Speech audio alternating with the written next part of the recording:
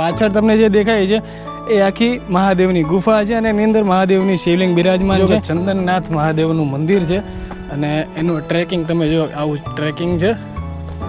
ભૂતળા દાદાનું મંદિર ગોતતા ગોતતા મહાદેવની પરિક્રમા પણ થઈ ગઈ છે. ડુંગરની ફરતા ફરતા આખા ફરીએ છીએ આપણે.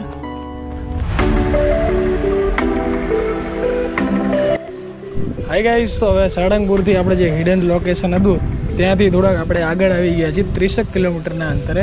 આ બેલેડા ગામ છે ને, બેલેડા ગામથી એક ચંદનનાથ મહાદેવની અહીંયા ગુફા છે. તો આપણે તમને ત્યાં લઈ જઈશું. ઉપર તમને બતાવું કે લોકેશન કેવું છે ગાઈસ. ભાઈ આ ઉપર તમને દેખાય આ જો પહાડ છે, આ ડુંગર છે. આ ડુંગરની સીડીઓ આપણે ચડીને ઉપર જવાનું છે. ધ્રુવ, કેવી એક્સાઇટમેન્ટ! એક નંબર વ્યૂ છે ભાઈ આજુબાજુમાં.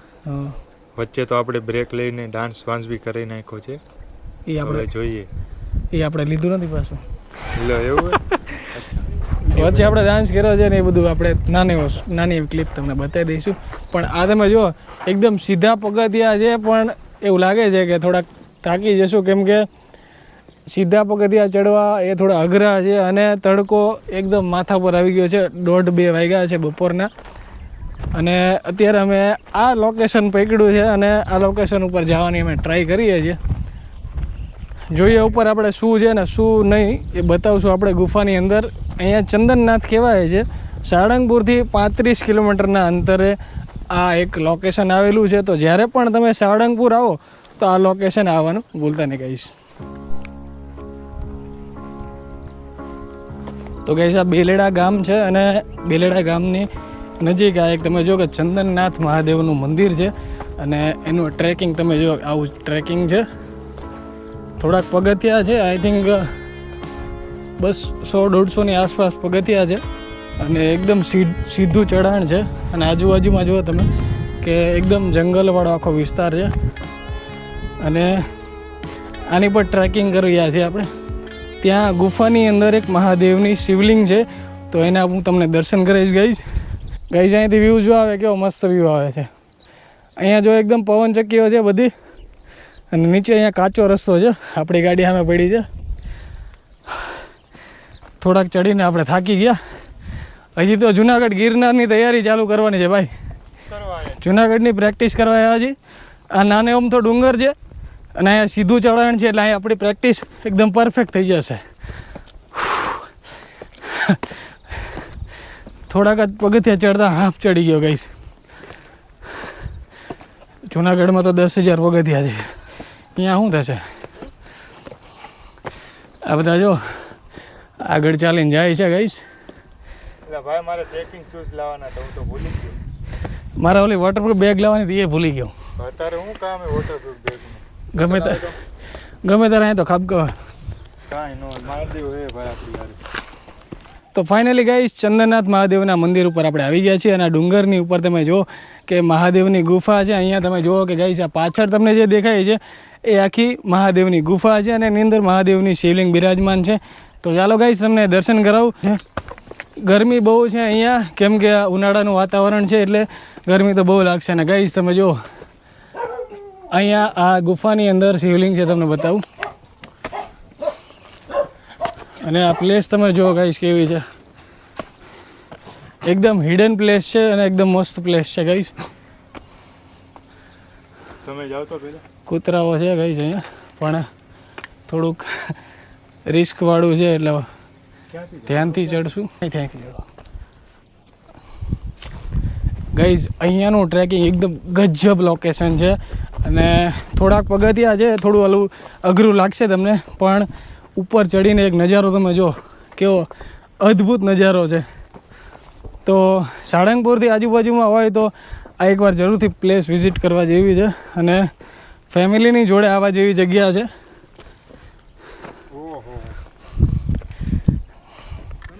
ગાઈસ નજારો જુઓ ખાલી તમે. આ આખો પથ્થરનો ડુંગર છે અને થોડા આટલા પગથિયા ચડીને ઉપર એક અદ્ભુત નજારો જોવા મળે છે ગાઈસ. ફેમિલીની જોડે આવો તો વાંધો નહીં, પણ નાના છોકરાઓનું ધ્યાન રાખજો, કેમ કે આ તમે પાછળનું ચઢાણ જુઓ કેવું છે. આ થોડું રિસ્કી છે એટલે અહીંયાથી રિસ્ક ના લેવો. બાકી આ તમે જો અમારા ટીમ મેમ્બર અહીંથી ચડે છે.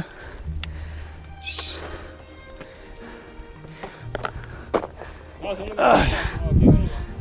પણ અહીંથી ચડીએ છીએ ગાઈઝ. આ 200 પગથિયા ચડીને કંઈક આવો નજારો છે ગાઈઝ. તમે જુઓ પાછળનો નજારો.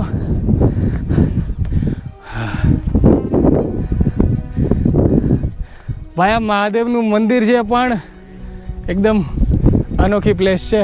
હેવન પ્લેસ કહેવાય ગાઈઝ.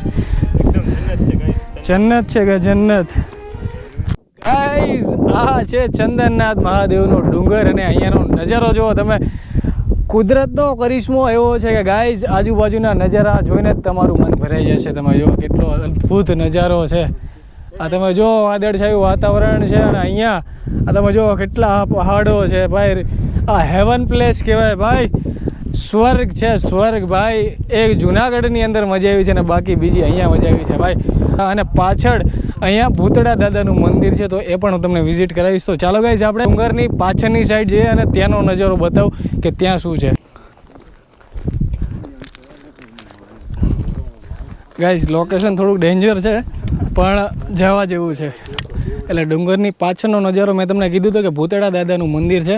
એની પહેલાં આ ખોડિયાર માતાનું મંદિર આવે છે. તમે જુઓ કે આ ગુફાની અંદર આ તમે જોઈ શકો છો કે નાની એવી દેરી છે અહીંયા અને અહીંયા ત્રિશૂલ છે તમે જોઈ શકો છો. અને મા ખોડિયારની સામે તમે જુઓ ચુંદડી છે અને અહીંયાથી તમે જુઓ નીચેનો નજારો કેવો આવે છે ગાઈઝ. ગાઈઝ એકદમ અદ્ભુત નજારો છે અને માતાજીનું એકદમ તેજસ્વી સ્વરૂપ છે ગાઈઝ. અહીંયા તમે જોઈ શકો છો. આ ડુંગરની પાછળ એકદમ હિડન પ્લેસ છે તો આ મસ્ટ વિઝિટ પ્લેસ છે.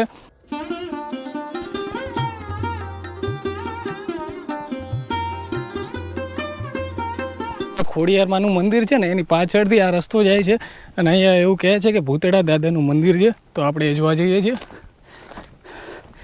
થાક બહુ લાગી ગયો અને ગરમી લાગી છે જોડે જોડે કેમ કે ખરા તડકે અમે આવા લોકેશન ઉપર આવ્યા છીએ.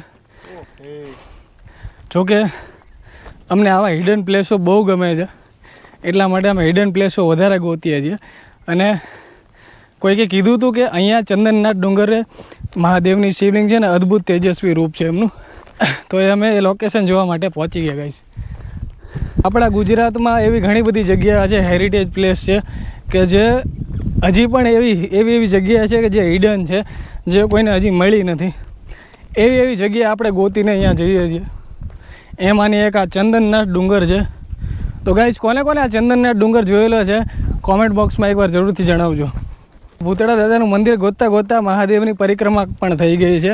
ડુંગરની ફરતા ફરતા આખા ફરીએ છીએ આપણે. હવે આપણે નીચે ઉતરીએ છીએ અને ગુફાની અંદર તમને લઈ જાઉં કે ત્યાંનો નજારો કેવો છે. ચાલો ગાઈસ.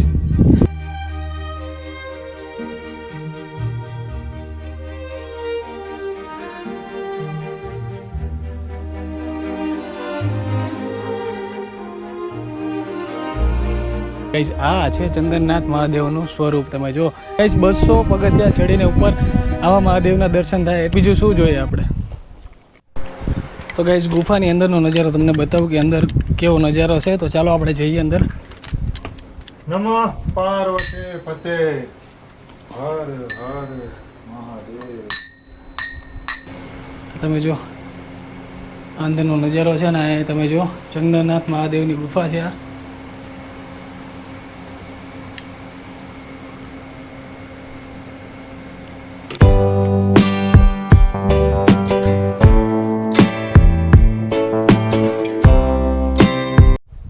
તો ગાઈસ અમે મહાદેવજી ખોડિયાર માતાજીના અને હનુમાનજી મહારાજના દર્શન કરી લીધા છે. તો હવે અમે નીચે જઈ રહ્યા છીએ. આ પ્લેસને જરૂરથી વિઝિટ કરજો ગાઈસ. બહુ જ મજા આવશે. અહીંયાનું ટ્રેકિંગ પણ બહુ મસ્ત છે અને ડુંગરની ઉપરની સાઈડ તમે જોશો તો ત્યાં એક ખોડિયાર માતાનું મંદિર છે અને ભૂતળા દાદાનું મંદિર છે. ભૂતળા દાદાનું મંદિર તો આપણને નથી મળ્યું પણ ખોડિયાર માતાના આપણે દર્શન કર્યા ગાઈસ. તો જ્યારે પણ તમે આ સાળંગપુરની આજુબાજુથી નીકળો તો આ જગ્યા મસ્ટ વિઝિટ કરજો. બહુ જ મસ્ત પ્લેસ છે અને વિઝિટ કરવા જેવી પ્લેસ છે. તો ગાઈઝ વિડીયો કેવો લાગ્યો? વિડીયો ગમે તો લાઇક કમેન્ટ શેર અને સબસ્ક્રાઈબ જરૂર કરી લેજો. અને અવનવી આવી ઐતિહાસિક પ્લેસો અમે લાવતા જ રહીએ છીએ. તો આવી ઐતિહાસિક પ્લેસોમાં તમને ઇન્ટરેસ્ટ છે તો અમારી ચેનલને સબસ્ક્રાઈબ જરૂરથી કરી લેજો. તો મળીએ એક નવા પ્લેસની સાથે. તો ત્યાં સુધી સ્ટે ટ્યુન અને જય માતાજી.